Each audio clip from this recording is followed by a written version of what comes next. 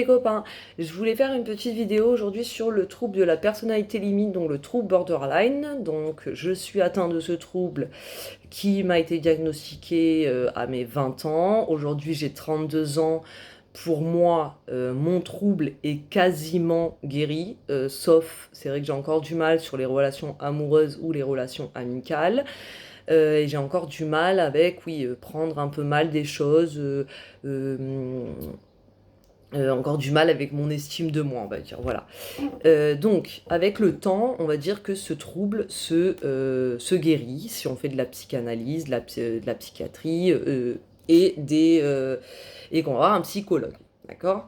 Il faut savoir que même si on fait pas ça, ça s'atténue avec le temps.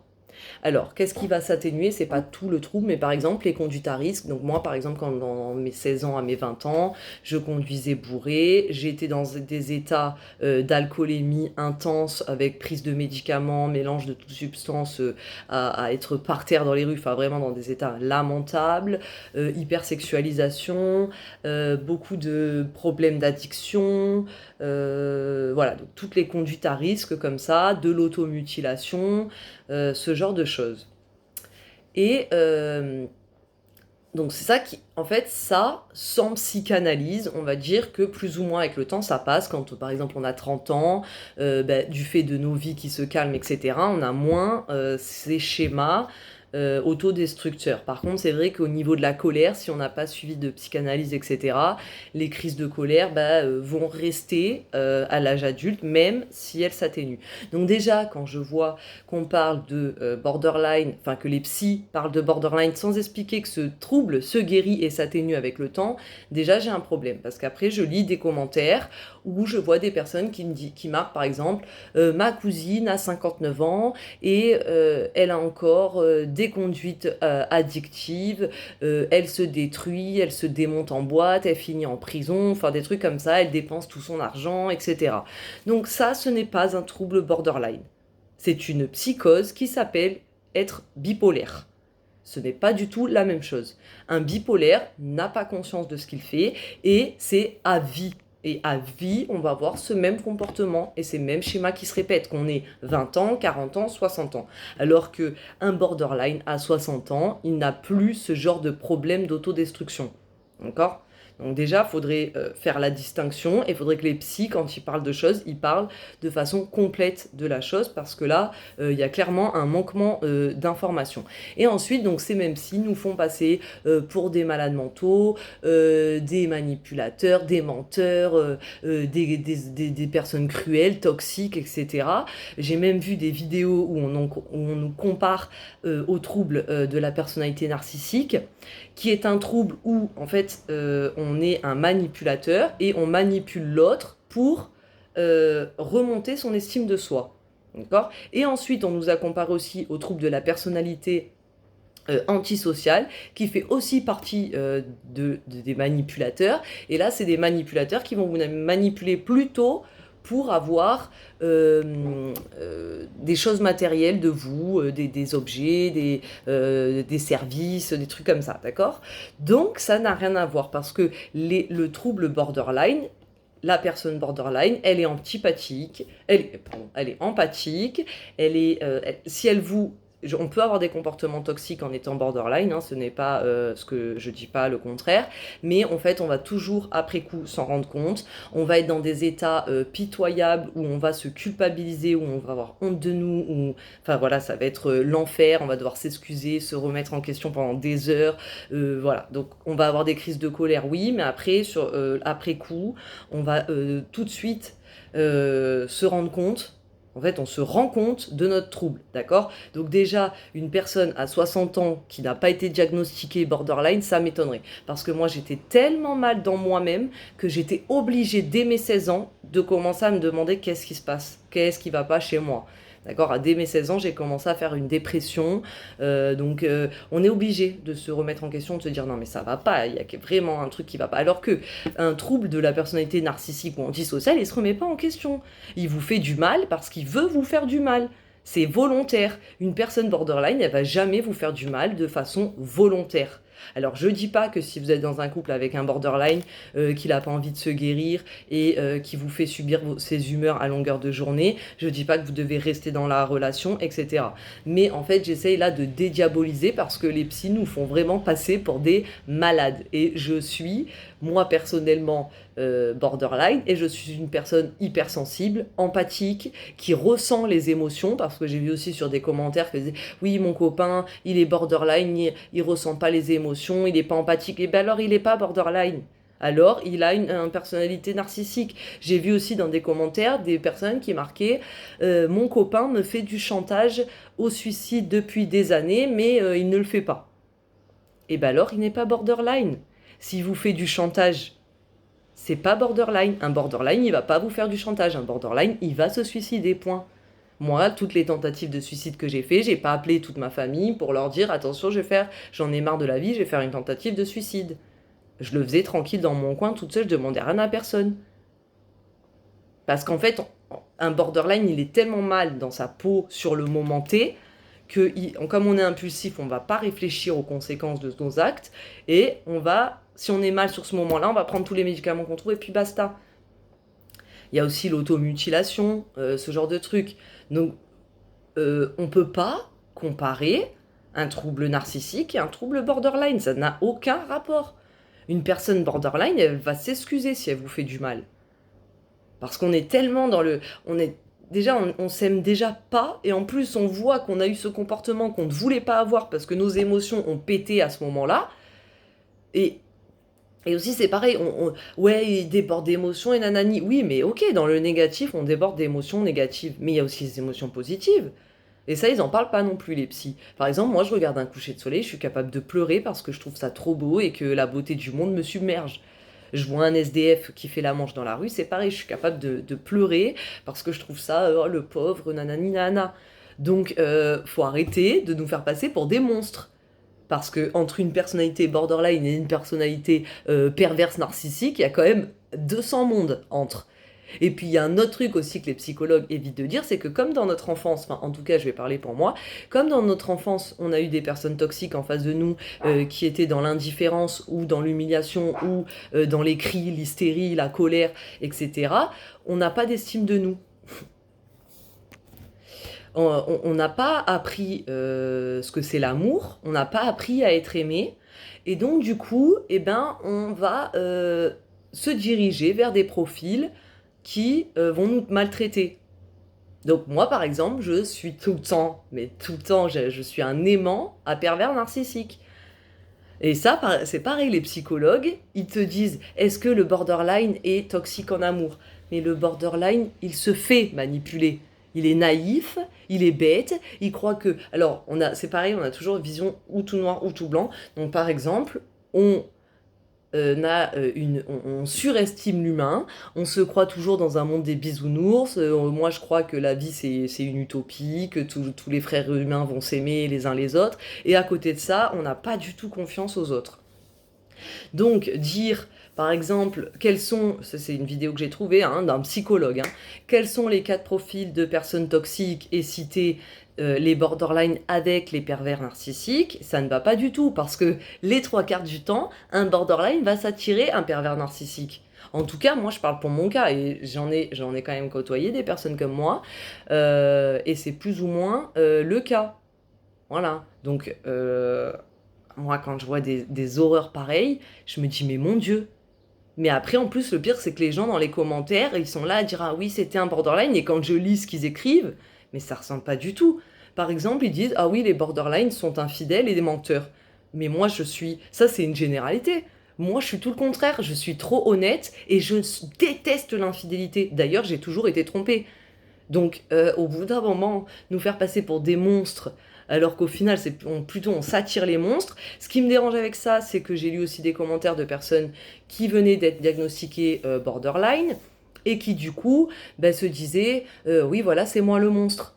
Alors, déjà qu'on a une mauvaise estime de nous, qu'on n'arrive pas à s'écouter, si cette personne borderline se retrouve dans une relation de couple avec un pervers narcissique, elle va se remettre elle en question en se disant j'ai vu la vidéo où on nous disait que j'étais un monstre, donc je suis un monstre, tout est de ma faute et lui il n'a rien fait.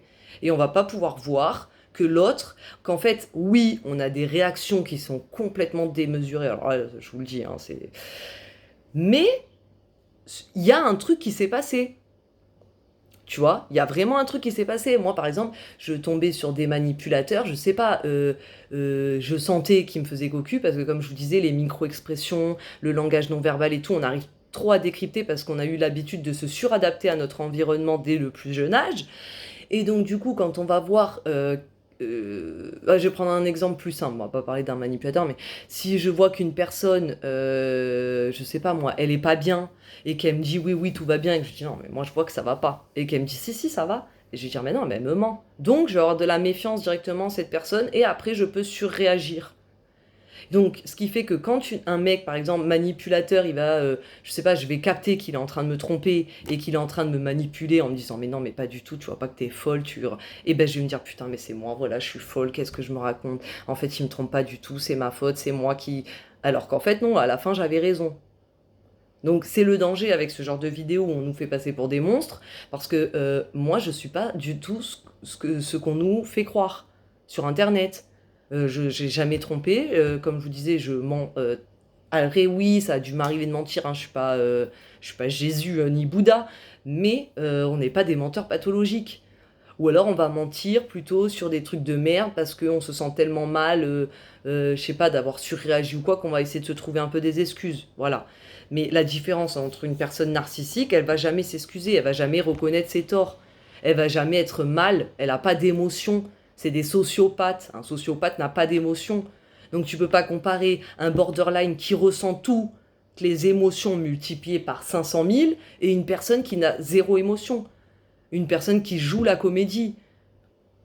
Donc, après, c'est vrai que comme je surréagis à plein de choses, beaucoup de gens pensent des fois que c'est du cinéma, que je fais semblant, que machin, parce que je peux être en train de me mettre à pleurer parce que je vois un SDF dans la rue, par exemple, qui fait la manche, et 3 minutes plus tard, je ris aux éclats parce que je vois un pigeon qui est en train de se battre avec notre pigeon. Enfin, voilà, c'est un exemple, mais je vais être dans ces extrêmes-là, donc la personne à côté va dire, non mais attends, il y a 2 secondes, elle pleurait, maintenant elle rigole. C'est pareil, quand je m'énerve, je vais te balancer tes trucs, je vais être grave impulsive ou quoi, même si avec le temps, franchement, à 20 ans, c'était une colère, mais c'était n'importe quoi pour tout et pour rien, enfin bref. Et avec le temps, j'arrive à canaliser cette colère, et c'est vrai que vous pouvez me voir, par exemple, je vais m'énerver sur vous comme une tarée, je vais vous balancer vos 4 vérités, et puis après, c'est terminé. Donc, il faut bien distinguer une personne qui a 20 ans, qui est borderline. À 20 ans, oui, j'étais ultra toxique, ultra toxique. Et ça ne m'empêchait pas d'aller me chercher que des pervers narcissiques aussi. Mais j'étais ultra toxique parce qu'il fallait toujours que l'homme me rassure. S'il disparaissait pendant 2 heures, que j'avais pas de nouvelles, mon Dieu, ça y est, il était parti à Ibiza, il était en train de coucher avec 50 meufs, il allait me tromper, il allait faire ci, il allait faire ça. Et à côté de ça, parce qu'on dépeint que les mauvais côtés, mais à côté de ça, je suis une personne qui va donner tout à 100%. Je me sacrifie pour l'autre. Parce que j'ai toujours appris pareil dans mon enfance qu'il fallait se sacrifier, qu'il fallait tout donner pour qu'on nous aime, que l'amour c'était pas gratuit, qu'il fallait être parfait, qu'il fallait être machin. Donc, dans ma vie d'adulte, oui, par exemple, à l'homme, je vais le saouler pour toutes les 30 secondes, limite, il faudra qu'il me dise qu'il m'aime, et même quand il va me dire qu'il m'aime, je vais pas le croire parce que moi-même, j'ai du mal à m'aimer. Mais à côté de ça, je vais tout donner. Le matin, je vais me réveiller au petit soin, faire le petit jus d'orange, le machin. Après, c'est vrai que voilà, mon mec, il suffit qu'il me dise ferme ta gueule, je suis hypersensible, ça va pour moi être des montagnes, ça va être un truc que je ne peux pas tolérer et je vais me mettre dans une colère noire et lui dire que c'est la plus grosse des merdes, alors que 5 minutes avant, c'était l'homme de ma vie. Je dis pas qu'on est parfait, qu'on n'a pas des comportements toxiques, mais c'est pareil, ça c'est à 20 ans. Alors à 30 ans, j'ai toujours du mal dans les relations amoureuses et amicales, donc peut-être que je devrais pas prendre cet exemple. C'est vrai aussi qu'en amitié, je vais avoir tendance à trop en demander, ou à ma famille, à toujours être en quête de signes pour voir si on m'aime, si vraiment... voilà, j'ai peut-être, même quand j'étais plus jeune, j'avais tendance à saboter mes relations, à toujours faire plus pour voir jusqu'où la personne, elle était capable d'aller, et que et comme ça, au moins, le moment où elle m'abandonne, parce qu'elle en peut plus de mes crises et de mes machins, je me disais, ah bah voilà, j'avais raison, c'est une mauvaise personne. Il m'a abandonné, je le savais, alors que c'est moi qui ai induit ça. Mais bon, voilà, donc je sais pas encore si je voulais vous dire d'autres trucs, mais franchement, je suis vraiment blessée d'avoir vu ces vidéos sur YouTube. Alors après, ça va que j'ai regardé des témoignages et bon, on voit quand même que les personnes borderline, par exemple, elles expliquent très bien leurs troubles, elles expliquent aussi qu'elles sont hyper empathiques, hyper sensibles, hyper créatives, ce genre de trucs, tout le contraire, encore je le répète, d'une personne narcissique. Voilà. Donc, faut bien faire la distinction et faudrait que les psys, je sais pas, parlent à des vrais borderline. Parce que nous dépeindre un portrait aussi horrible et ne pas expliquer que si à 35 ans, la personne, elle est toujours dans ces trucs-là, c'est qu'elle est bipolaire. Parce que, encore une fois, je répète, le borderline, ça se soigne. Ça se guérit, avec ou sans prise en charge. Alors après, comme je vous dis, c'est pas guérissable à 100%, c'est surtout les gros problèmes d'addiction et de comportement à risque qui sont comme l'automutilation, le suicide, les trucs comme ça s'atténue avec le temps. D'accord? Donc, déjà, je voulais laisser un message aussi au borderline. N'écoutez pas forcément ce que disent les psys, regardez plutôt des témoignages parce que franchement, en ayant déjà une estime de nous qui est complètement déglinguée, en regardant ça, ça va pas vous aider. Mais alors pas du tout, à part vous enfoncer plus bas sous terre et vous écraser la tête dans le sol, ça va pas vous aider. Faut vous dire que oui, on a des comportements toxiques en amour ou en amitié, mais vous pouvez toujours travailler là-dessus. Vous pouvez toujours aller de l'avant. Voilà, moi par exemple, quand j'étais jeune, donc entre l'automutilation, j'ai fait de l'hypnose, c'est bon, c'est passé, je n'en ai plus fait depuis que j'ai au moins 20... Depuis 2016, on va dire sûr, voilà. Depuis 2016, je n'ai plus de médicamentation, je n'ai plus de psychiatre et je n'ai plus de psychologue. Donc voilà, l'automutilation, le suicide, les conduites à risque, l'hypersexualisation, tout ça, ça m'est passé. Ce qui me reste vraiment à mes 32 ans, c'est la faible estime de moi. Donc du coup, ça va m'incapaciter. Par exemple, je voudrais créer mon entreprise. Bon, aussi là, j'ai le Covid long, mais avant d'avoir le Covid long, j'étais dans une peur panique en fait, parce que j'ai tellement pas confiance en moi, pas d'estime pour moi, que je me dis que ça va pas marcher, que les gens ils vont pas m'aimer, que... Enfin voilà, bon, et tutti quanti, donc c'est compliqué encore là-dessus, et c'est vrai que c'est compliqué dans mes relations amicales et mes relations amoureuses. Donc les relations amoureuses, carrément, je préfère ne plus en avoir parce que ça me déchire de l'intérieur et ça me met dans des états, mais catastrophiques, donc du coup, je préfère pour moi et pour la personne que je vais rencontrer. De toute façon, comme j'attire encore que des personnes toxiques, et ben, ça veut dire que j'ai encore du travail à faire sur moi. Et même, imaginons, demain, je rencontre une personne qui n'est pas du tout toxique et qui va me courir derrière, par exemple, en me disant « Ouais, génial, Lisa, t'es bête, t'es gentille, t'as plein de qualités, nanana », je vais me dire « Ouais, c'est ça, qui est menteur. Ouh là là, faut se méfier. » Pourquoi? Parce que comme je n'ai pas connu ce style de personne, je vais me dire c'est pas sécure, attention, il y a un danger. Et une personne qui va mal me traiter, qui va m'humilier, qui va être indifférent et tout ça, ben je vais lui courir derrière en me disant ça je connais, donc ça c'est pas un danger, alors que ça devrait être l'inverse. Et pareil sur les relations amicales, par exemple sur Facebook, j'ai beaucoup de gens qui me font des compliments ou des trucs comme ça, ou la dernière fois j'avais fait une vidéo sur le racisme, et elle a eu beaucoup de vues, beaucoup de partages, etc. Et je comprends pas. Je me dis mais pourquoi les gens ils me suivent, pourquoi les gens ils m'aiment bien, pourquoi autant de gens disent que j'ai raison, pourquoi ma vidéo elle a autant de vues, voilà. Si une personne, même les personnes sur Facebook ou quoi, qui me dit « Ah super, j'adore ce que tu partages, c'est génial et tout », je vais me dire que c'est gentil, hein, je vais pas dire non, mais je vais pas les croire. Parce que pour moi, c'est pas vrai. Ou alors je vais me dire, bah, s'ils me disent ça, c'est parce qu'ils ont besoin d'un gourou. Enfin, je vais toujours me trouver des excuses pour me dire que la personne, elle se trompe. ou elle pense pas ce qu'elle dit, ou c'est parce qu'elle me connaît pas suffisamment qu'elle pense comme ça. Enfin bref, alors voilà, je fais encore du travail sur moi-même, mais en tout cas tout ça pour dire que tout le côté vraiment toxique, normalement, une personne borderline vers les 30-40 ans, ça commence à partir tout ça. Voilà. Et encore une fois, quand on est toxique, on s'en rend compte, alors qu'une personnalité manipulatrice, elle s'en rend même pas compte. Et puis elle aime être cruelle. Et le lendemain, elle va pas s'excuser. Ou alors si elle s'excuse, ça sera en public pour montrer une belle image d'elle. Voilà. Donc j'espère que ça aura aidé les personnes borderline. Et j'espère que les psys vont un petit peu se remettre en question, parce que ce genre de vidéos complètement catastrophiques, enfin de toute façon je me dis qu'il n'y a pas de psys qui vont regarder ma vidéo, mais bon bref, ce genre de portrait catastrophique, à part enfoncer les personnes comme moi, les rabaisser dans ce qu'elles sont déjà au plus mal dans elles-mêmes, que ça sert à rien encore d'en rajouter une couche, d'accord? On ne sait pas. En fait, moi, j'ai pas appris. On m'a pas aimé, donc j'ai pas appris à aimer les autres. J'ai pas appris les relations sociales, je sais pas comment on fait. Les relations amoureuses, je sais pas comment on fait. Donc, je fais du mieux que je peux. Voilà. Et quand on se rend compte, en général, que notre comportement, par exemple, amoureux, il est trop toxique, eh ben, on se renferme sur nous. Parce que ça nous fait tellement de mal à nous-mêmes qu'on préfère se dire, bon, ça sert à rien. Vaut mieux que je fasse une pause, même si ça dure 5 ans, 10 ans.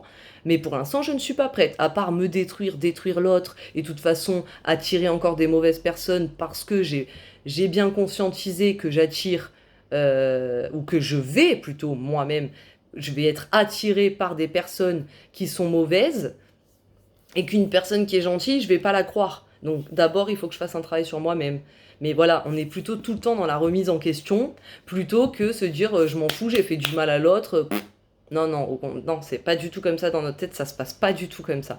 Quand on a une crise de pétage de plomb, ou qu'on hurle, ou qu'on est impulsif, ou qu'on est machin, le lendemain, on est dans un état en train de se dire, mais je suis vraiment qu'une grosse merde, une grosse pute, c'est normal que personne ne m'aime, c'est nanana. Donc c'est pas la peine encore que les psychologues rajoutent des trucs, et en plus, après, les gens en déduisent des choses en commentaire qui sont complètement fausses, et quand je vois les profils qui décrivent, et qu'ensuite ils disent c'est une personne borderline, si la personne en face de vous n'a pas conscience de son trouble, qu'elle ne s'excuse pas, qu'elle ne se remet pas en question, qu'elle c'est une personne toute puissante qui sait mieux que vous, ça c'est pas borderline, ça c'est manipulateur. Alors soit le narcissique, soit l'antisocial. Voilà. Sur ce, je vous fais plein de bisous. Je souhaite du courage au borderline. Dites-vous que tout se guérit. Si vous avez pris conscience de votre trouble, c'est déjà 90% du travail. Voilà, dites-vous que même si vous vous sentez mal, parce qu'il y a beaucoup de taux de suicide, enfin de suicide, le taux de suicide chez les borderline est très élevé, donc dites-vous qu'un jour ça passe. Que à 20 ans, si vous vous sentez au plus mal dans vous-même, que c'est l'horreur, que vous passez des nuits entières couchées par terre, parce que je sais, je l'ai vécu, à avoir mal dans tout l'intérieur du corps et tout ça, à vivre des moments horribles, dites-vous que c'est passager. Alors ok, ça peut durer longtemps, parce que quand même faire ma plus grosse crise de mes 16 ans à mes 25 ans, et c'était vraiment l'enfer sur Terre, mais d'un autre côté, on en ressort plus fort. Et après, on arrive à mettre... alors, on arrive un peu à canaliser les côtés négatifs de la personnalité limite, mais d'un autre côté aussi, on arrive à faire ressortir nos qualités. Par exemple, à 20 ans, je peignais pas des tableaux, hein, non, je me détruisais, c'est tout ce que je faisais. À 30 ans, maintenant, j'arrive à avoir quand même un peu de confiance en moi, je peins, je dessine, j'écris, enfin, je suis une personne qui, alors maintenant j'essaye de moins me sacrifier quand même, parce qu'il faut aussi que je pense à moi, mais voilà, je suis une personne qui va partager, aider les autres, être dans l'hyper-empathie, donc je vais toujours savoir la personne en face de moi, de quoi elle a besoin. Enfin voilà, donc il y a plein aussi de qualités, et il y a plein de choses qui sont bons dans le trouble borderline, même si je vous l'accorde que c'est un trouble hyper compliqué à gérer. Mais dites-vous que déjà, c'est pas une psychose, donc vous avez de la chance, parce que vous en avez conscience, et donc comme vous en avez conscience, vous allez pouvoir travailler dessus. Voilà, donc faites-vous un peu confiance, et évitez de trop écouter ces messages négatifs qui vous dépeignent comme le pire des barbares et des monstres, parce que ce n'est pas du tout ce qu'on est. Voilà, et s'il y en a, qui veulent me parler ou qui veulent me mettre un petit commentaire pour me dire, comment vous êtes vous en tant que borderline, si vous trouvez que j'ai raison et que vous, ça s'est à peu près passé comme ça ou, que vous, ça ne se passe pas du tout comme ça et que voilà. Hem Et puis, bah, écoutez, je vous fais des bisous. Si vous voulez me mettre un petit pouce, ça me ferait plaisir et puis je vous embrasse. Ciao, ciao.